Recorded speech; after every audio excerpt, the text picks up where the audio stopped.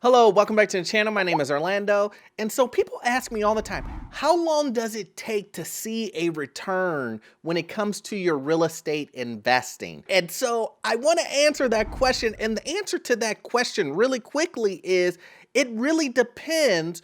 If you follow these steps, it will happen fairly quickly. But you have to follow these steps. These steps that I'm about to name off, you cannot just do one, maybe do number two. If you do these all together, your return on investment when it comes to real estate will be great.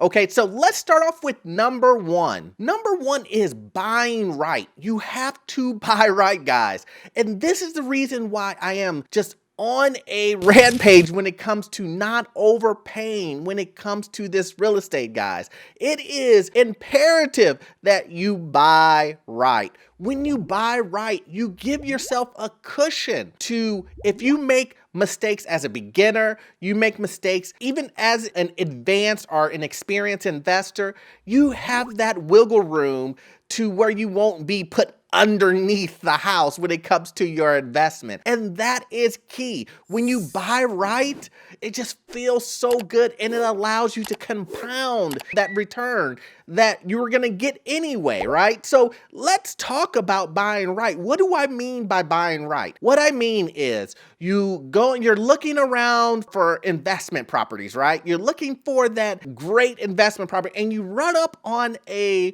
duplex, right? Now, you did your research because you should know the area that you're trying to invest in by at least initially doing the research on it before, or previously you just know the area very well. So you look at the area and you see, a duplex down the street just sold for $250. Another duplex on the opposite side of the street sold for $230. But this property that you're looking at, it's selling for $200. So you see the difference in that equity right there? $200,000 purchase price versus $230 and $250. Let's just say worst case scenario, you can only get $225 for it. That's $25,000 of equity that you would have in the property if you were to get it for $200,000. Now you have to do your due diligence, and if everything inside of the house is right, it doesn't have a missing HVAC, the roof is good and those things like that, and it's priced just right. Now, when you make that offer, you may want to try to get that to $190, $195, but if you get it for that $200, you will be buying right. And that's what I'm talking about buying right, guys. See that cushion that's in there, that $20,000, $25,000? And I'm not saying that the cushion has to be that big. What I'm trying to say is you just want to make sure that you buy right so that when you do run into those issues that probably will come, you won't be underneath the house when it comes to your investment. Okay, so number two is using the right leverage. And what do I mean by that? When you go and you buy your property, using the right type of money, interest rate, amortization, all of those things matter, because what matters for investments, what matters for real estate is the cash flow. And do you want to be in a loan that is going to be so high with a monthly payment that it's going to drain all of your cash flow away?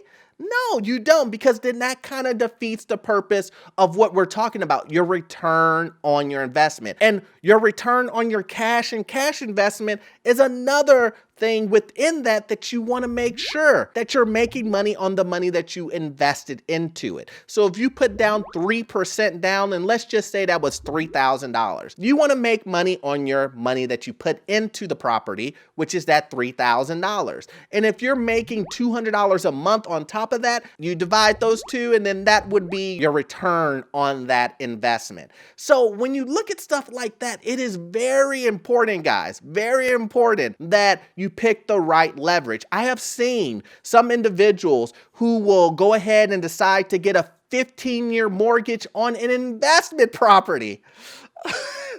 Oh man, it makes my chest hurt just even thinking about it.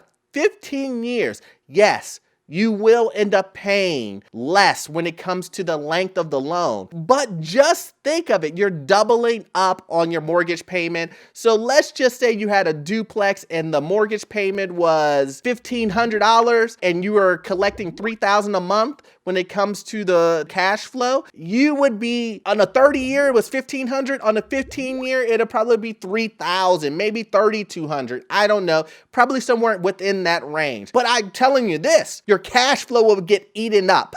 Like, you're literally paying all of your money towards the debt and the interest. And here's the kicker though, when it comes to leverage, and I'm not gonna go too deep in this, but when you get into a mortgage, the very first couple of years are heavy in interest. So if you know you're only going to keep a property for 5 years, why would you go ahead and do a 15-year mortgage, paying all of that interest up front, and then gonna sell the property in the next couple of, 4 to 5 years anyway?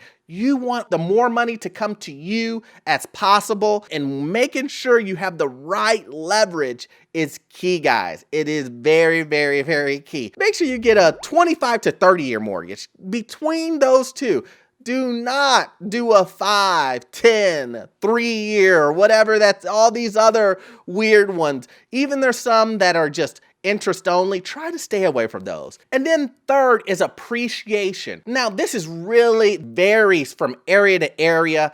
If you're in a big city area, the appreciation will be higher than if you're in a smaller rural kind of community. You have to be aware of this, and you have to know what is driving appreciation. Now, here is a key, guys. When it comes to appreciation in a market, jobs, let me repeat that.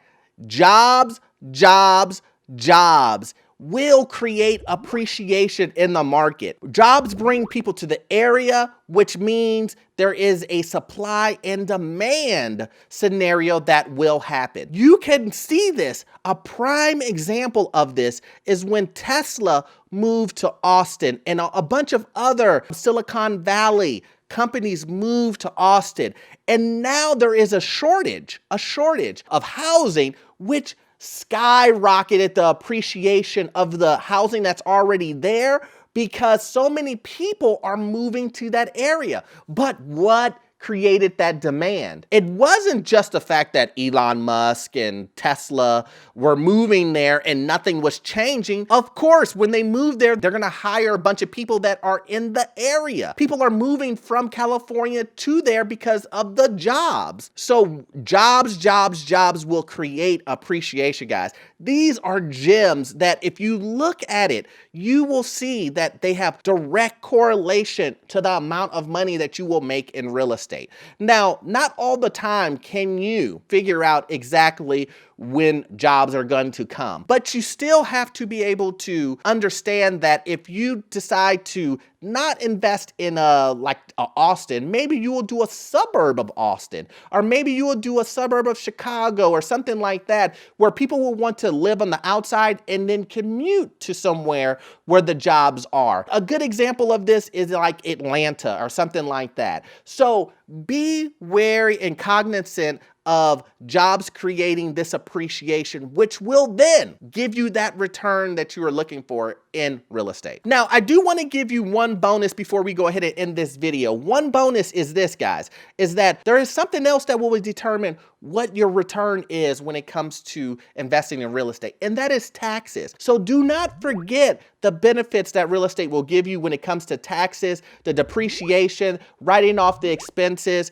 things of that nature. You calculate those into your return, and you will see that you combining all of these will give you the return that you are looking for when it comes to real estate. Now, it varies, and I can't tell you you're gonna make 2, 3, 20, 100, 1,000% in real estate. But what I can say is if you follow these rules, you will be happy with the return that you will make in real estate. So once again, guys, I hope you got value out of this content. I'm gonna need you to watch this next video here. It really will help you get into your first rental property and understand what's going on with the housing market.